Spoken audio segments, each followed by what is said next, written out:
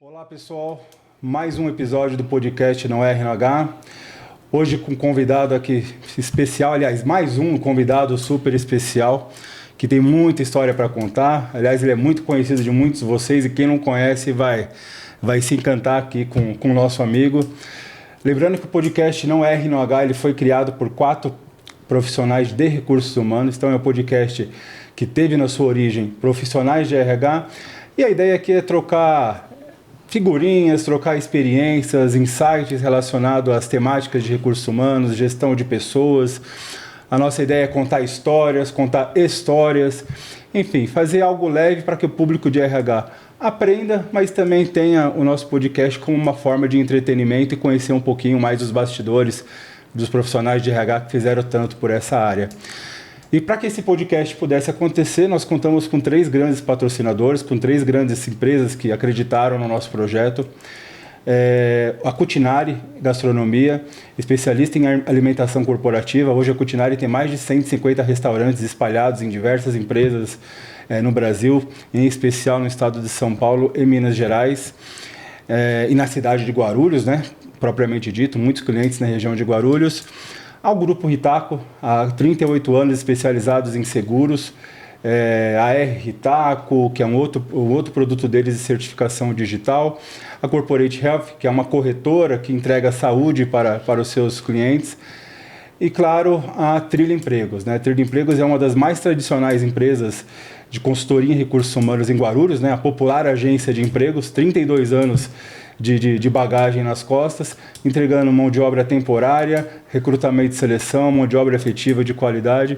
Então, são 3 grandes parceiros aí que acreditaram no nosso projeto e a gente tem a honra de falar sobre eles, porque são 3 grandes empresas. E claro, o nosso convidado especial, Meraldo Silva. Eu vou te apresentar como diretor de recursos humanos da Tower Automotive, Meraldo, mas eu sei que não é mais Tower Automotive. Mas como eu nunca gravo o nome da empresa e todo mundo conhece a Tower Automotive, Meraldo, prazer enorme. Você é uma das pessoas que eu admiro demais. Assim, é um diretor de RH que se faz presente na maioria dos eventos de RH. E eu sempre vendo isso porque, assim, estar presente diretores de RH em eventos que nós temos analistas, que nós temos estagiários, que nós temos assistentes, trazendo um pouquinho desse caso específico, da sua imagem, né? Para que esses profissionais mais novos possam também se inspirar. Então, assim, é motivo de muito orgulho receber você aqui no nosso podcast. Queria que você ficasse à vontade para falar um pouquinho. Eu conheço um pouquinho do Meraldo. Hoje eu vou conhecer um pouco mais. Quem é o Meraldo?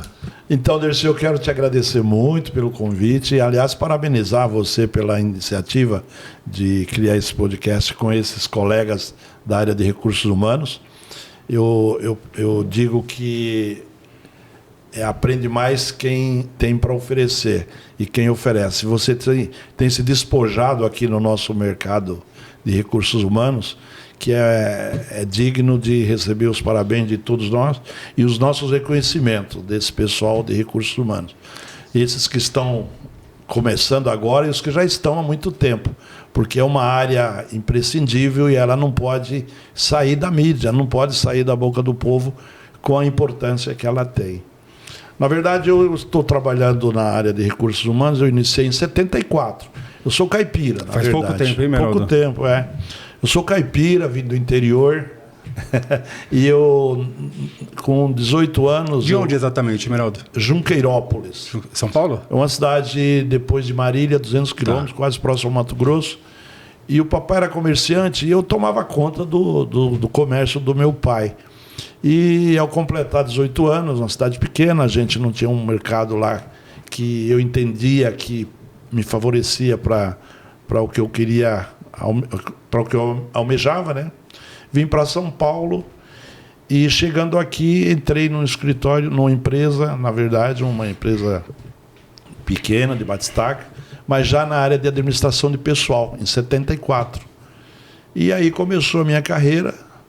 E interessante que eu passei por empresas pequenas inicialmente E depois eu já estava com 20 anos e eu acabei decidindo que eu queria ser chefe. Eu não sei porquê, mas resolvi conseguir uma empresa de porte médio como encarregado do departamento pessoal. Isso depois de 2 anos de trabalho. Mas é importante que as pessoas saibam, até os que estão iniciando a vida, que precisa ralar muito para fazer isso. E nesses 2 anos eu estudei muito, fiz muitos cursos no Senac, e tinha uns cursos de chefia de departamento pessoal e etc. E eu acabei fazendo esses cursos. Minhas férias era justamente para fazer complementações de curso, sabe, Dirceu? Então eu tive uma vida bastante dedicada a essa área. Olha aí o primeiro exemplo já que você deu para os mais jovens, né? Você aproveitava das suas férias para se desenvolver.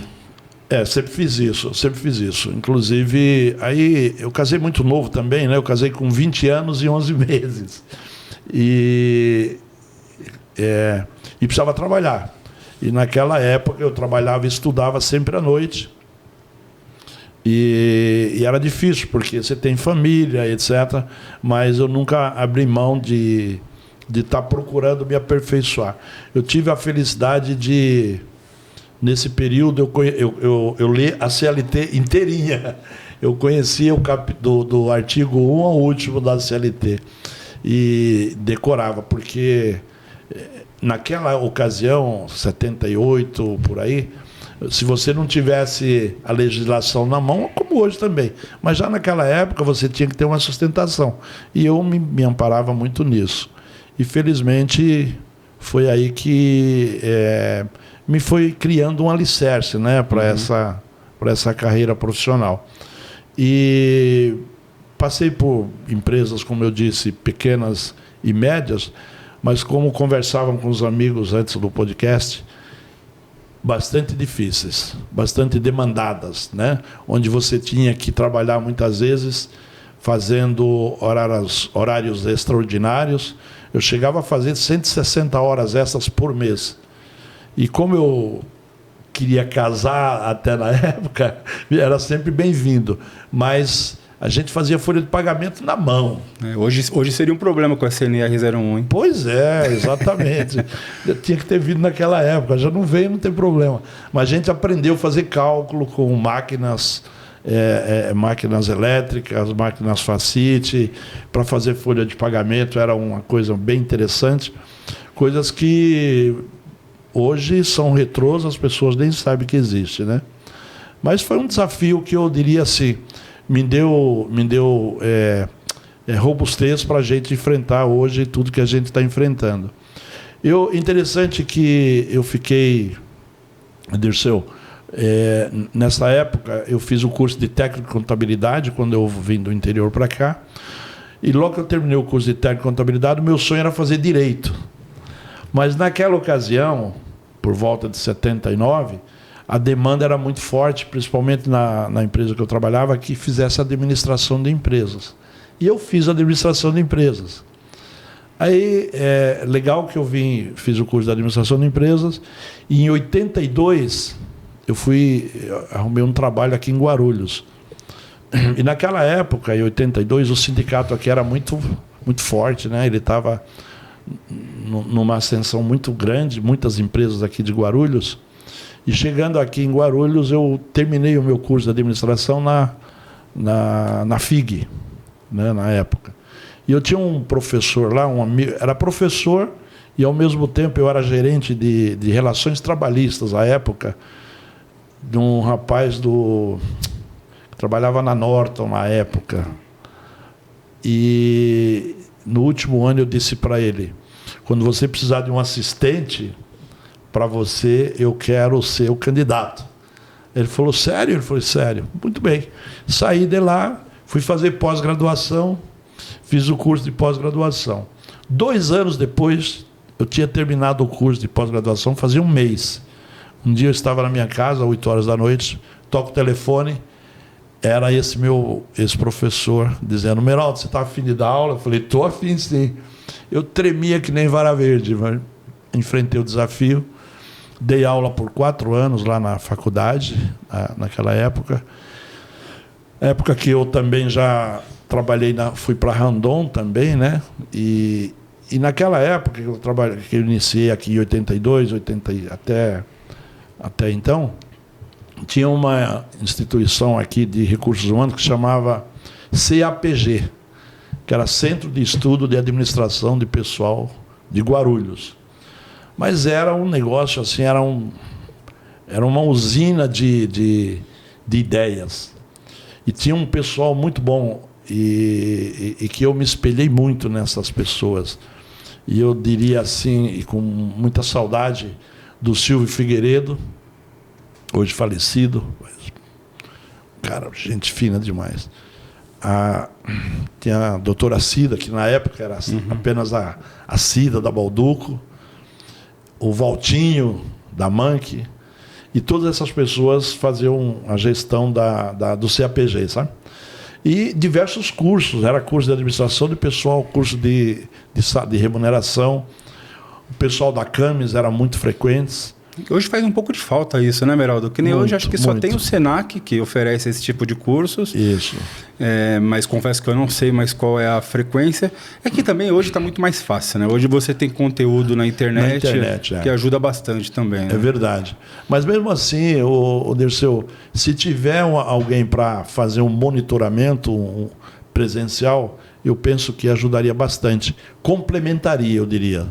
Porque a internet é interessante, mas ela deixa a pessoa um pouquinho preguiçosa, né? Talvez, não sei. O jovem hoje tem mais habilidade até para... Né? Ele já está nascendo nesse ambiente, então fica mais fácil. Mas eu diria que não dá para dispensar o presencial, não. Ela tem que ser utilizada a seu favor, né? Mas não adianta. Você falou muito de departamento pessoal, né? O computador ele faz, o sistema ele faz o cálculo lá de uma rescisão de contrato, de uma férias, da folha de pagamento, mas se você não souber conceitualmente como calcular aquilo, você é só um apertador de botão. Exatamente, né? Então, exatamente.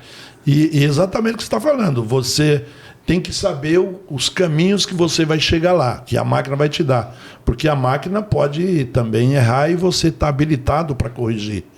Não é a máquina te corrigir, você tem que corrigir a máquina, né? Então, nessa época, esses profissionais, ele tinha muitas mudanças e tinha uma revista, a saudosa IOB, né? Não sei se você se lembra. Existe ainda, né? Existe. Só que hoje ainda? é online. É online. É online. Mas era muito interessante, que as pessoas vinham, trazia as leis novas que saíam e se discutia, tipo, 4 horas assim, você saía de lá afiado, colocando em prática na sua empresa. O CAPG, passado o tempo, né, eu também participando, e acabei fazendo parte das diretorias do CAPG. Aí eu resolvi fazer uma mudança. Eu achei que estava no momento, eu entendi que estava no momento de dar uma abrangência maior para a área. Sair do CAPG, que dava a impressão que você estava tratando só de departamento pessoal. E, na verdade, não era. Tinha o pessoal do Intercel, tinha o pessoal de área de segurança também, um grupo de segurança. E eu queria fazer uma associação que viesse aglutinar todas essas competências, né? Aí eu, através do professor Aribadini, o professor Aribadini era diretor lá da FIG. Não sei se você se lembra ou conheceu, já ouviu falar. Não conheci. Então, o professor Aribadini tinha uma agência de criação e ele criou o nome de ADRH. Aí nós mudamos, fizemos uma mudança legal do CAPG para a ADRH. Onde eu fiquei como presidente da associação por 5 anos naquela época. Tive comigo um pessoal da DINA, o Norberto da DINA. O ADRH, Meraldo, até para quem está nos acompanhando, explica um pouco melhor. Ela se assemelha a algo parecido o que é o Intercel hoje, o que é o Núcleo de Recursos Humanos do CIESP? Não tem nada a ver. Eu diria assim, que ela é mais semelhante ao grupo do CIESP. Tá. Porque na época nós promovíamos, na época do CAPG, a gente fazia simpósios aqui no Senai de Guarulhos, juntamente com o professor Natalino, hoje falecido, E era uma semana inteira. Nós trazíamos todos aqueles professores renomados da GV e cada dia tinha um tema. Era de remuneração, vinha um especialista de remuneração, outro dia era de sindicalismo, relações trabalhistas, sucessivamente, desenvolvimento de pessoas.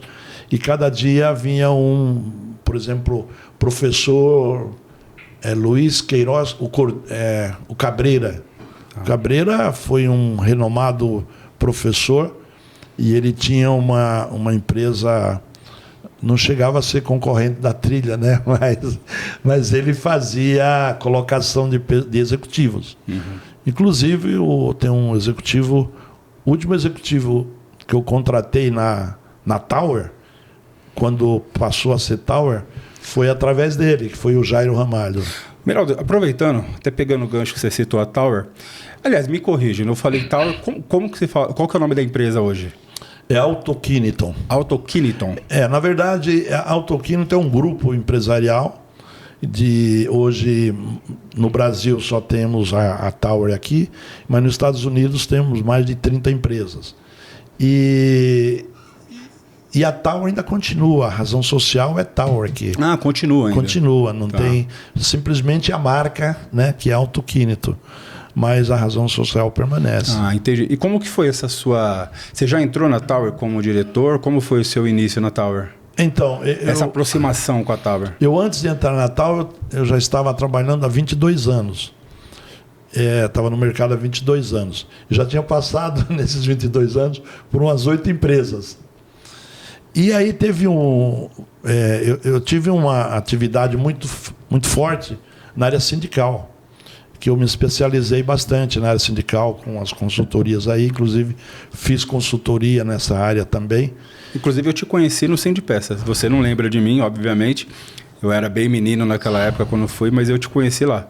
Pois é. Eu sempre fui muito observador, né? Então, aliás, muitos desses meus amigos, ou que hoje são meus amigos, eu já conhecia eles antes deles me conhecerem. Olha que interessante. Assim como eu comecei aqui, né? Eu observava muito essas pessoas. E eu por ser muito ativo na área sindical, eu acabei tendo uma demanda muito forte lá na Tower, naquela época, que tinha saído de umas diferenças sindicais aí, greves, paralisações. E eu, na época, eu trabalhava numa empresa, num grupo empresarial em São Paulo, que eram 4 empresas. E ficavam 2 no Tatuapé e 2 em Santo Amaro.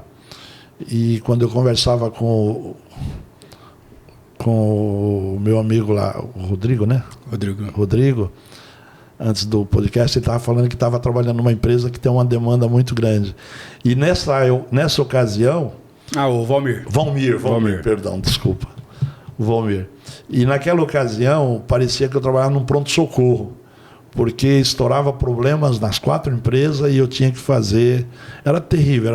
Até uma delas era a fábrica de tênis.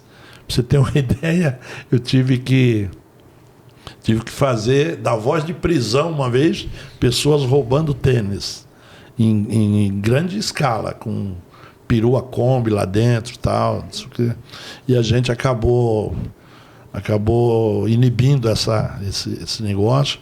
Então era uma loucura, mas valeu a pena. Aí nessa ocasião eu fui contatado por uma consultoria para trabalhar numa empresa aqui da região, que eu não sabia qual era. Fiquei 3 meses nesse processo de seleção, e só no 3º mês que eu fiquei sabendo que era na Metalúrgica Caterina.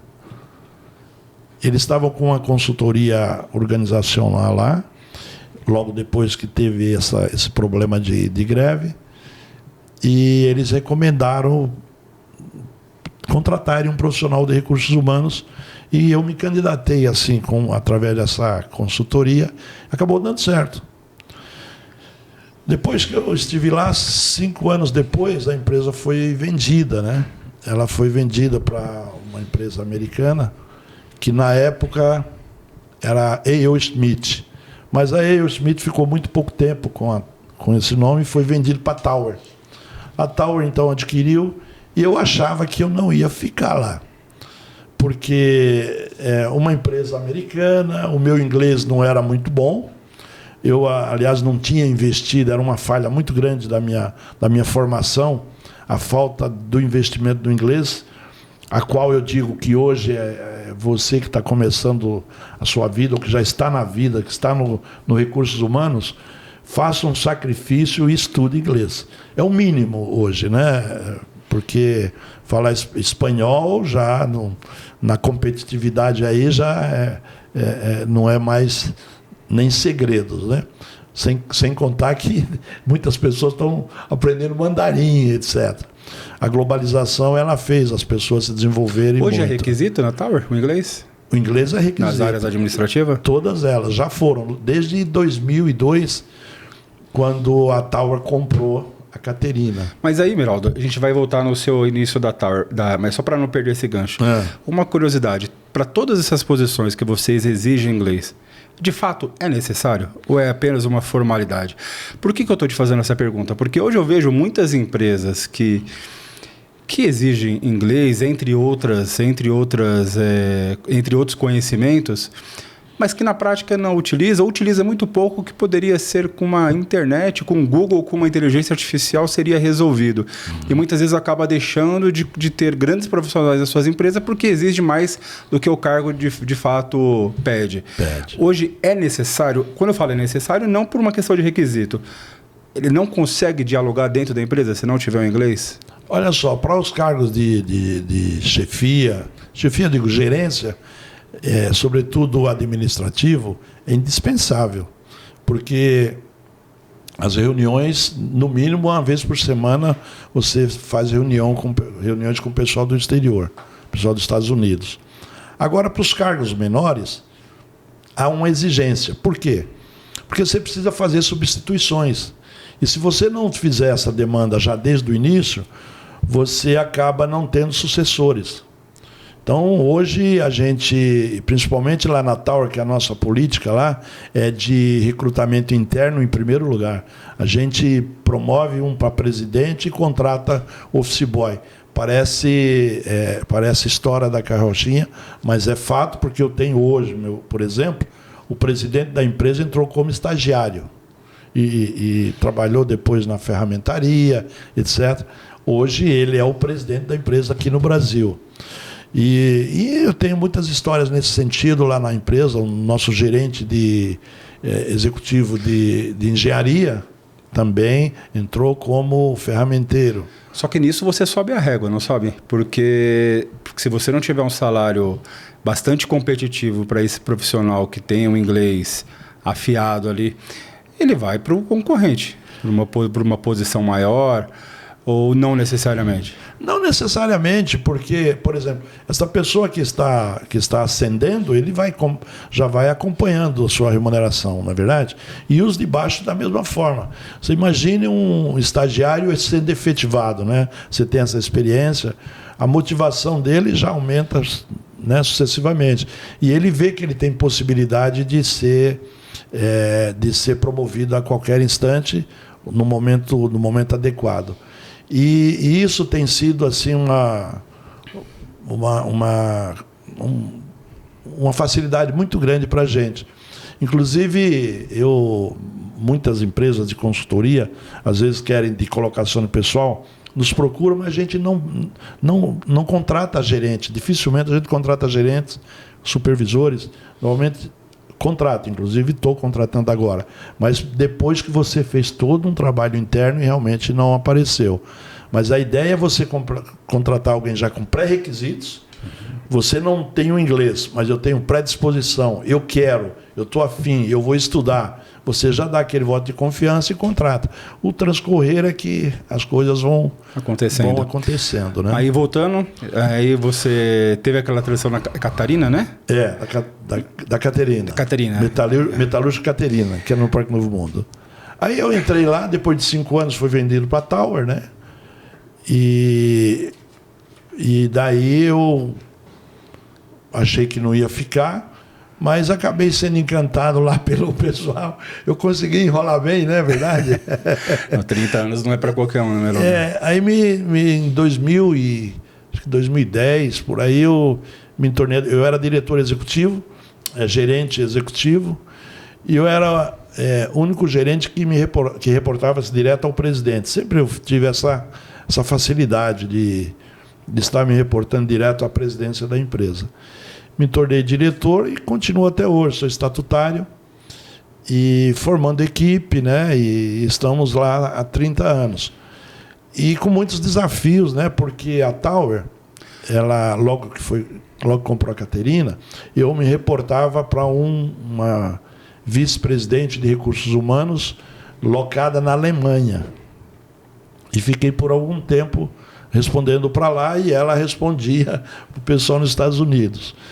E depois houve uma mudança. Eu passei a responder para o pessoal dos Estados Unidos direto, para a vice-presidência de recursos humanos. Hoje você responde para Estados Unidos. Estados Unidos. Ah. E aí você acaba tendo mudanças, inclusive culturais, né? Porque o pessoal da Europa tem uma forma de gestão um pouco diferente do pessoal dos Estados Unidos. E você precisa se adequar. E eu tive uma experiência muito interessante na Tower, nesta época que estava na Alemanha, porque eu tive um CEO que era responsável pela Alemanha, Ásia e Brasil, América do Sul. E inclusive ele tem livro escrito, né, de liderança, e eu implantei um sistema lá na Tower, na verdade é uma filosofia que chama QFV. E essa filosofia nos deu muita sustentação, porque ela é voltada para o crescimento das pessoas desde o seu interior, né? Então, primeiro ele precisa se reconhecer enquanto ser humano, valorizar as suas qualidades, para ele poder automaticamente valorizar o que não é dele, né? O que não é dele sendo dele, né? Porque é muito comum as pessoas não querer valorizar, não querer dar o valor devido às coisas da empresa porque não é dele, quando na verdade é dele, pertence a ele, né? Quanto mais despesas tiver, menos oportunidade de ganho ele vai ter. E essa filosofia ela trouxe essa centralidade nas pessoas, e a gente hoje eu trabalho há 30 anos na empresa, nunca tivemos paralisação de 1 hora lá, de um dia. Isso era uma das perguntas que eu ia te fazer. 30 anos você deve ter passado ali por momentos incríveis e por momentos muito desafiadores, né? Tem alguns momentos ou algum específico que marca bastante? Além da pandemia, que imagino que também vocês devam ter sido impactados. Quando eu falo impactados, não estou falando apenas do ponto de vista econômico, de gestão de conflito, de gestão de crise mesmo. Você se lembra de algum momento que foi bem marcante, assim, bem difícil? 30 anos você pegou vários governos diferentes um dos outros, greve de caminhoneiro, recessão econômica. Tem algum momento que você se lembra, Meraldo?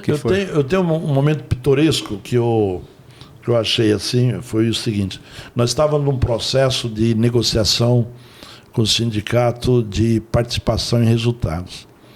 E aliás, eu fui uma das primeiras empresas a implantar esse programa de participação em resultados da região.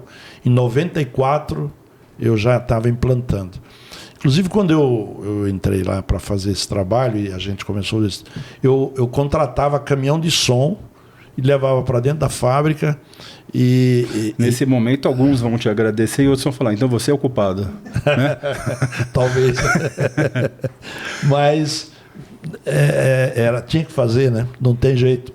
Tem coisas que você tem. Então, eu contratava aqueles caminhões de som porque se outros podiam se utilizar daquele meio de comunicação e dava certo, porque eu não poderia fazer. Então eu fazia. Eu me lembro que do primeiro ano que nós tivemos esse programa, eu levei toda a diretoria da empresa, que eram os donos da empresa, os Caterinas, mas todos os gerentes, fomos lá no caminhão, apresentamos um cheque, fizemos uma bela festa. Foi alguma coisa muito interessante. Então, a minha comunicação sempre foi uma comunicação direta. Um belo dia, eu estava, então, logo depois, anos depois, já era a Tower, nós estávamos numa negociação e estava muito tensa. E já havia negociado, o sindicato já tinha aceitado, a comissão já tinha combinado, e na hora de fazer a aprovação na Assembleia, o rapaz do sindicato fez o discurso dele e as pessoas não aprovaram. E nesse dia nós tínhamos mais ou menos uns 10 americanos trabalhando aqui, porque eles no início vinham muito para cá, né? E eles estavam numa sala assim e ficaram assistindo aquela conversa, né? Aí eu pedi licença e o cara me deu. Ele falou, eu posso subir aí no caminhão para falar com o pessoal? Ele falou, pode. Aí eu subi e dei o recado, expliquei quais foram os caminhos utilizados para se fazer aquele acordo. Aí eu terminei a minha fala e falei, pode botar para aprovação. E o cara botou, o rapaz pôs para aprovação e aprovamos. Todo mundo levantou a mão, felizmente.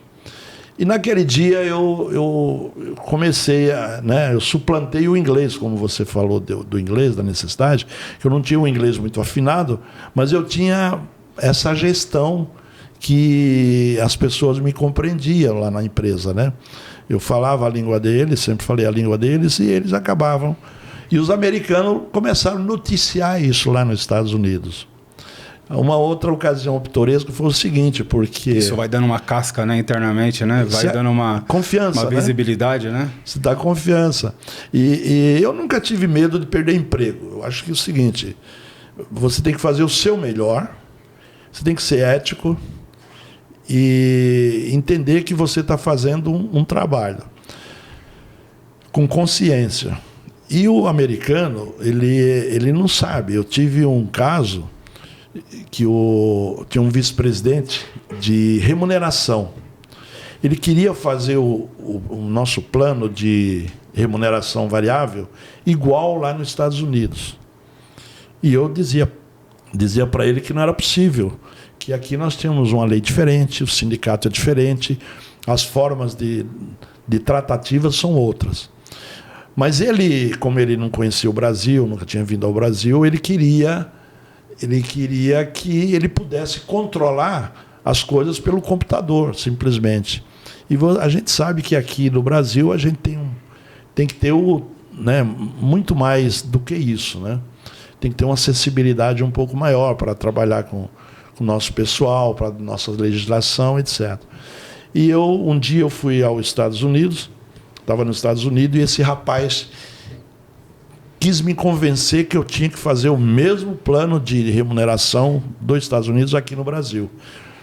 E eu disse para ele que não, e sustentei que não. Bom, virei as costas, quando eu vim embora, eu fui taxado como irredutível. Que o Meraldo, o rapaz do... Inflexível. Inflexível. O cara é inflexível. Ele não contribui e tal. Muito bem. Aí o rapaz que era o CEO da época falou assim, olha, você, antes de tomar qualquer providência com o Meraldo, você vai ao Brasil, você vai ficar um período lá e vai conhecer esse rapaz, saber se... E daí você toma as decisões. E o rapaz veio, teoricamente, para me demitir, né? Ele ficou uma semana conosco e ele saiu daqui convencido de que realmente não dava para se fazer. Foi mais um momento em que a gente ganhou a confiança do pessoal lá dos Estados Unidos por fazer o que tinha que ser feito da forma que tinha que ser feito. Então eu sou muito transparente. Dirceu, eu entendo assim que o profissional ele tem que ser verdadeiro, transparente, ético.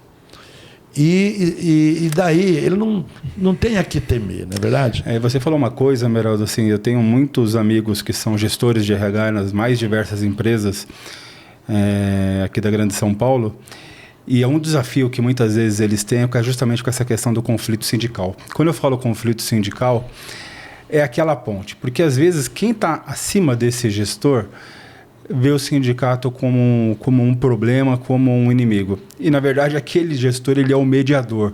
Só que muitas vezes, cara, ele fica numa saia justa absurda porque não tem esse respaldo. Pô, mas para que você vai implantar o PPR? Por que você tem que aumentar o PPR? Então, essa é uma das dificuldades. Eu ia te perguntar isso e você acabou antecipando. Porque a cultura americana é outra, né? Totalmente. A cultura americana é diferente. Depois vem com as cobranças, com as exigências, cara, com as loucuras né? A gente não vai falar de política, mas você vê as medidas populares que são feitas. Cara, cada dia que passa é mais difícil ser empresário no Brasil, porque, cara, o desafio é gigantesco. Né? Sem dúvida, sem dúvida. E você veja que onde... Isso para todos os governos, tá? Quando eu falo de criação de governo, ele cria de acordo com a conveniência dele. Né? Muitas vezes... não vou falar na maioria das vezes, muitas das vezes não é nem pensando no trabalhador, é pensando em como que ele vai persuadir o seu colaborador a continuar votando nele ou a votar nele, né? É verdade, sem dúvida nenhuma. Eu diria o seguinte, até para os empresários, né? Ele para ter sucesso na sua gestão, ele precisa delegar. E para delegar, ele precisa confiar. Então, confie no seu funcionário, se realmente ele merece confiança. Porque se não merecer confiança, demite. Não conviva com a pessoa a qual você não confia. Mas se você confia, se você quer ficar com ele e confia, delegue. Porque a pior coisa do mundo é você estar numa negociação e você se sentir preso, sem autonomia para, no mínimo, né, você decidir. E muitos empresários perdem espaço por conta disso. Às vezes, bons funcionários não ficam fazendo o seu melhor numa empresa porque ele não recebe a delegação necessária, né? Não tem autonomia. Não tem autonomia. E como eu te falei desde o início... Essa geração mais jovem é um problema, porque eles querem autonomia, eles querem liberdade, eles querem posições executivas de uma maneira muito rápida. Então, assim, é um conflito geracional aí enorme, que só está numa crescente, né? Sem dúvida nenhuma, sem dúvida nenhuma. A demanda ela aumenta cada vez mais. A gente até pensa, Meraldo, no aspecto de desenvolvimento de pessoal.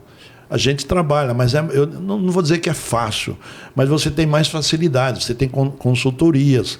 Se você tiver uma gestão e um recurso, você contrata boas consultorias para dar bons treinamentos, para fazer liderança, formar liderança.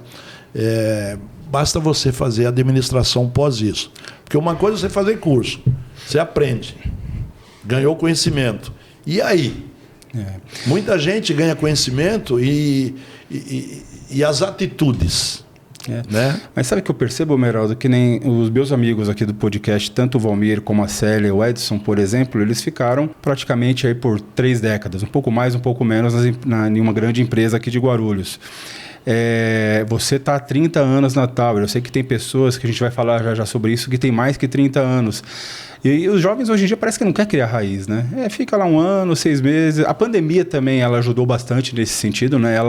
E não estou falando isso de uma maneira negativa, tá? Claro. Não estou falando que ele tem que criar raízes. Ele tem que ficar onde ele é feliz, né? Sem dúvida. Mas antigamente, né? Não é nem tanto antigamente. Você pensava em criar uma história dentro da empresa, em crescer, em ter oportunidades. Hoje você está mais movido por desafios, né? Sem dúvida. Eu costumo dizer o seguinte, Dirceu, que a gente tem que fazer aquilo que a gente realmente se sente feliz. Mas para você buscar a felicidade, você tem que procurar. E para você procurar a felicidade, você não vai encontrar ela no primeiro momento. Então você tem que vivenciar algumas coisas. Tem pessoas que começam a fazer algo e logo não gostam e param. Faz 5, 6 coisas e diz que não gosta. Começa a fazer medicina, não gosta porque vê sangue.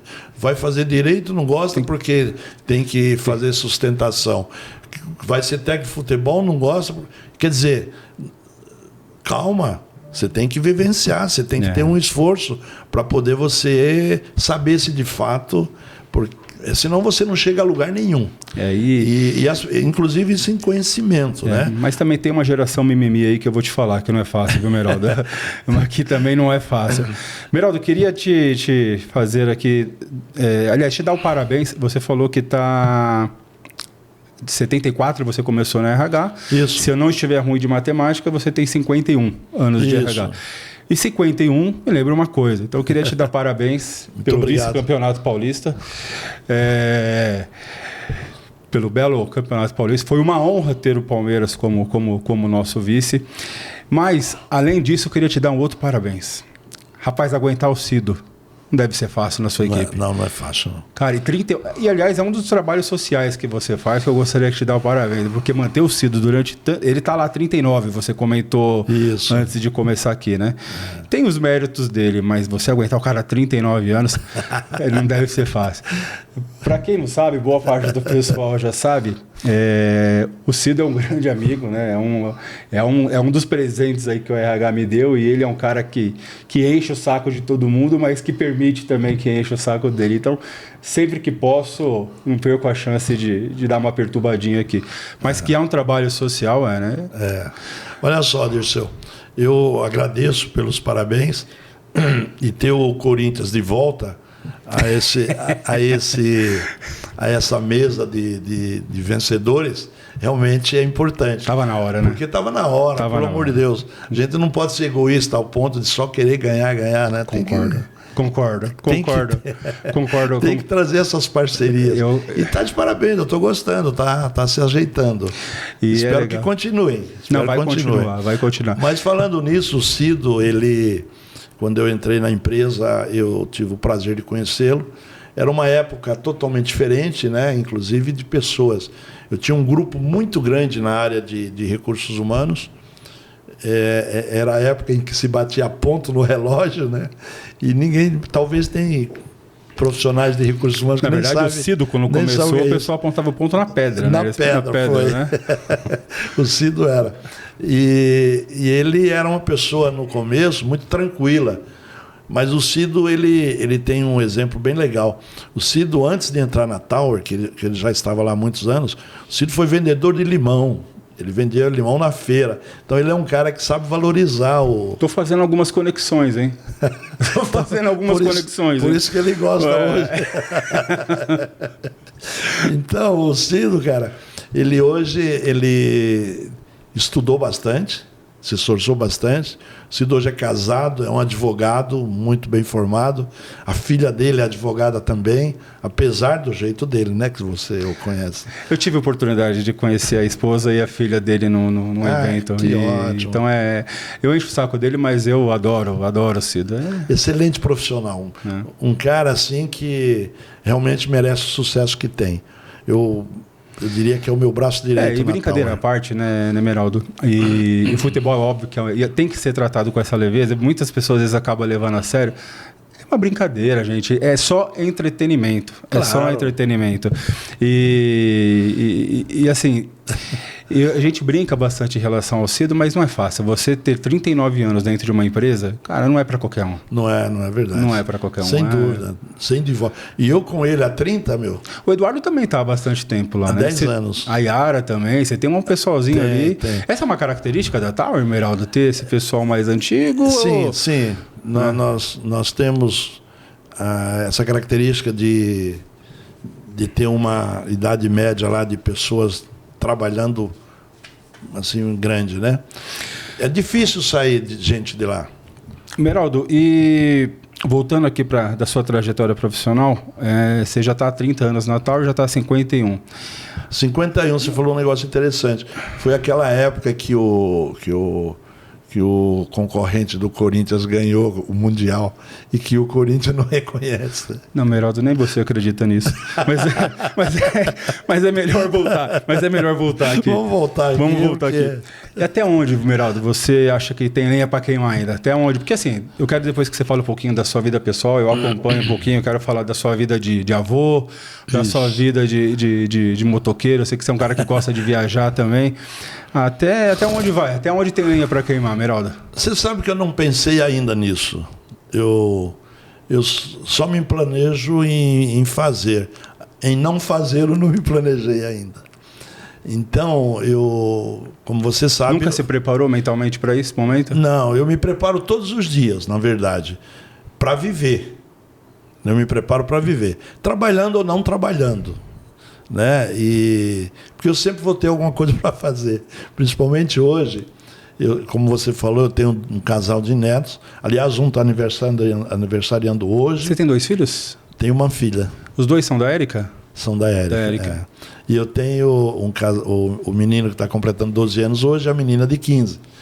Que são, assim, para mim é tudo na minha vida, né, rapaz? Eu acho que quem é avô, quem já foi avô, sabe do que eu estou falando, desse sentimento. A gente gosta muito dos filhos, mas dos netos é demais. Tem cara de ser aquele avô que mima o neto, né? Gosto muito deles.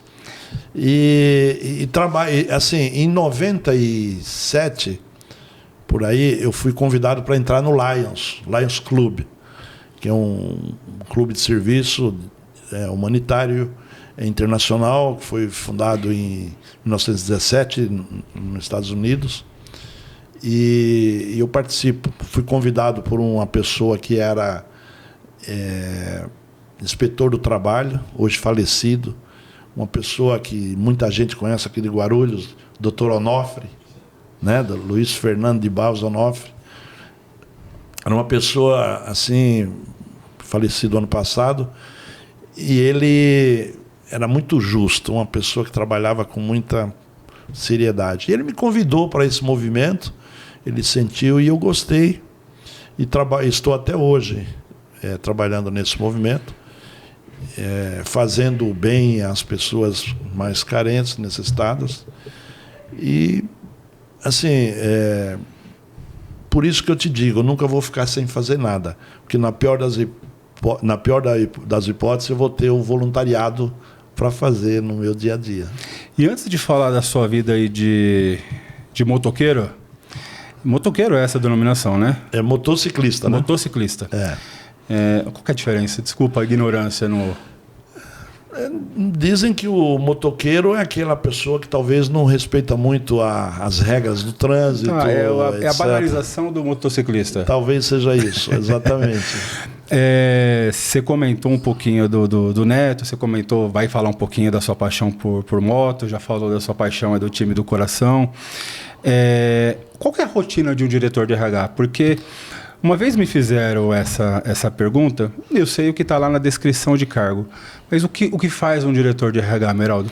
Um dia o meu neto falou assim, perguntaram para ele, o que o seu avô faz? Ele falou, reunião. Na verdade, a gente vive a empresa, na verdade, né? Então, quando a empresa está assim, indo muito bem, você está numa boa, você está tranquilo, etc., porque o seu planejamento estratégico está dando certo. E agora, quando não, você tem que estar corrigindo as rotas, né? Então, são reuniões diversas que você faz com pessoas, dando direcionamento a coisas que eles têm que fazer para poder chegar naqueles resultados que são necessários. Você sabe que as empresas todas são movidas por resultados. Claro. E nós temos que buscar esses resultados porque é sobrevivência. E um diretor ele não é diferente de qualquer outra pessoa. Resguardar das suas preocupações, tem que chegar cedo na empresa, ou estar cedo, estar presente, estar na fábrica. O RH hoje na Tower, especificamente, participa de todas as decisões estratégicas? Todas as decisões, inclusive externas, né? Quando é nos Estados Unidos, a gente participa também. Já desde quando eu entrei, sempre foi assim, né? É fundamental, né, Meraldo? É fundamental, porque o RH ficar de fora de algo tão importante, né, que cascateia para tanta gente. Você perde o trilha, né? Perde o seu caminho, né? Então, se você não estiver sabendo o que você está fazendo e para onde você quer ir, se não estiver junto, como é que você vai, né? De repente você está fazendo o seu melhor, porém em sentido contrário, sem saber. E muitos empresários, às vezes acontece isso com sua equipe. Eu já tive problemas em empresas pequenas onde o próprio dono teve tinha ciúmes de alguns dos gerentes, sobretudo na área comercial, que eu tive que fazer um trabalho um trabalho de equipe para que eles pudessem buscar o mesmo foco. Todo mundo queria o resultado, o melhor resultado, mas os ciúmes às vezes atrapalhava. Então, estar num assento estratégico RH é indispensável, como qualquer outra área da empresa, comercial, por exemplo, ou operação, qualquer coisa assim, né? E essa paixão por motos, Esmeralda? Então, Rapaz, eu vejo a sua foto de perfil lá, e são aquelas motos que não é para qualquer um, hein? Eu sempre gostei de motos, mas há uns 15 anos para cá, 10 anos para cá, foi que eu comecei a participar um pouco mais. Participei até de um motoclube aqui de Guarulhos também. Parei de participar do motoclube por falta de tempo, mas tenho feito algumas viagens. Fui para o Atacama de moto, foi uma viagem maravilhosa. 15 dias eu fiquei viajando. Eu diria que foi uma das melhores viagens da minha vida. Se pegar aquele deserto, Dirceu, você e sua moto, e aquele vento forte, você pensa na sua vida. Mas você foi com uma turma junta? Fomos, mas num lugar desse, você acaba se distanciando um do outro, né? E cada um vivendo a sua vida. E costumo dizer que no carro você balança o corpo, né? E na moto você balança a alma. É indescritível a satisfação de quem... E já levou uns capotes já, Meraldo? Levei um capote saudável. Sem sequelas? Não, eu quebrei a cabeça da tíbia. E consegui aí uns 10 parafusos, mas faz parte, né? Não diminui nada a sua paixão por moto. Não, acho que isso daí motiva mais, né? Para você tomar mais cuidado. Mas para você hoje é só lazer, você não utiliza ela como meio de transporte? É só lazer, sempre foi. Tá. Sempre foi só lazer. É apaixonante. Hoje eu tenho moto, eu tive duas infelicidades. Por 2 vezes levaram minha moto. Mão armada. E a última foi em 2023 aqui na Dutra. E tudo certo. Aí eu fiquei com receio de adquirir outra moto, mas a vontade foi tanta que no último ano, agora no ano passado, eu comprei uma outra e estou viajando sempre que posso. E para a esposa? Tranquilo isso? Para a filha?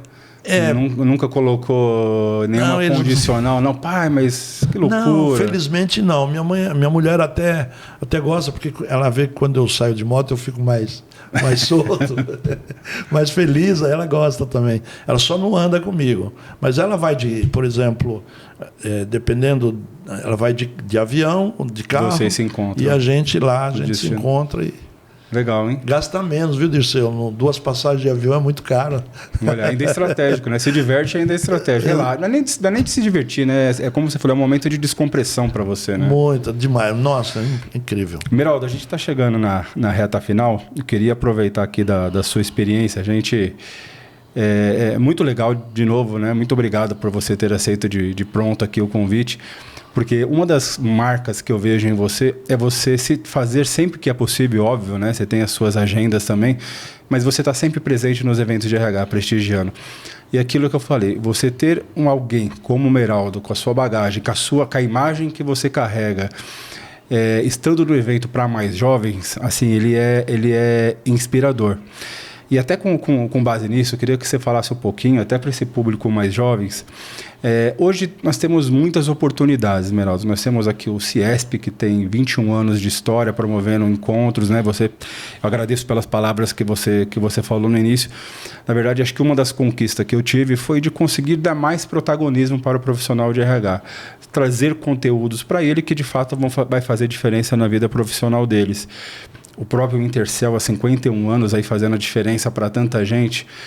E os conteúdos, né, a inteligência artificial, os conteúdos na internet, no YouTube, esse bate-papo que a gente está tendo aqui, cara, você coloca lá no seu carro, na hora que você está na academia, se você não quiser ver a imagem, só escuta, você está ouvindo a experiência de pessoas que passam por aqui, que trazem tanta informação. De que maneira que você acha que esses mais jovens podem, já que nós estamos na era da informação, podem se aproveitar disso para serem grandes profissionais ou serem profissionais ainda melhor? Olha, eu penso que eles têm que acreditar, e ninguém chegou onde está por acaso. Assim, eu não vou me colocar importante absolutamente, mas fui persistente. E o que eu diria é o seguinte: seja persistente. Se você quer alcançar algum protagonismo, seja se manter numa empresa, seja fazer o seu hobby, seja persistente. Não desista fácil. Eu acho que, assim, eu penso, né, que a pessoa que desiste, ela não chega a lugar nenhum. Ela não consegue alcançar. E esses movimentos que são feitos aí na área de recursos humanos, essas pessoas têm que aproveitar. O aprendizado é alguma coisa assim que é inesgotável. Eu fico encantado quando eu participo das reuniões do CIESP e outras. Eu faço questão de ir quando eu posso, porque eu saio de lá carregado, energizado. A gente tem uma tendência de dar uma esfriada, mas quando você está junto, você percebe que você sai aceso. Se essa rapaziada perceber, eles vão começar a dar muito valor. Aqui em Guarulhos teve uma época que deu uma apagada nesses grupos. Nós tivemos, você lembra muito bem, quando nós tínhamos aqui a Olivetti, a Filco, a Iderol, a Randon, a Iderol, a empresa do prefeito lá do Tomeu, e diversas, a Borlen, diversas empresas muito grandes que tinham profissionais muitíssimos competentes e que fazia esse movimento e trocava muitas informações, trocava muitos conhecimentos e deu uma apagada. Felizmente, renasceu com o CIESP. E aí eu quero parabenizar o Maurício, o Maurício, né? Maurício Colim. Maurício Colim. Ele sempre me convidou, mas eu não tinha tempo de participar. Mas eu sempre que eu pude, eu participava, mas não à frente do negócio. E eu diria assim, profissionais de Guarulhos têm que agradecer muito o Dirceu. E hoje tem muito evento gratuito, né, Meraldo? Tem muito evento gratuito. Mas esses presenciais não tem comparação, Dirceu. E assim, tem que ter vontade. Porque você não vai largar o seu trabalho, os seus afazeres para estar aqui. Você vai ter que acumular. Algo além. Algo além. E que você precisa ter sucessores, precisa nascer sucessores para isso, porque chega uma hora que também cansa. Meraldo, cara, ficaria com você aqui umas 2 horas tranquilamente conversando, né? Espero que no futuro próximo você volte, a gente contar aqui mais histórias. Mas foi um prazer enorme aí ter recebido você em nome da Célia, em nome do Valmir, em nome do Edson, em meu nome. Agradecer por ter aceito o nosso convite. Com certeza vai contribuir bastante aí com o pessoal que está em casa. E concordo com todas as suas colocações. Eu acho que conhecimento é algo que ninguém tira da gente, né? Então, se tiver oportunidade, sempre aprenda alguma coisa diferente. Sem dúvida. Muito obrigado. E os eventos do CIESP, ele tem crescido a cada dia, né? E eu espero que realmente as pessoas que estão participando dê sustentação e te apoiem, porque você, como eu disse, vou repetir, você precisa de sucessores, né? Gente que tem essa vontade de precisam aparecer outras pessoas, outras pessoas, né?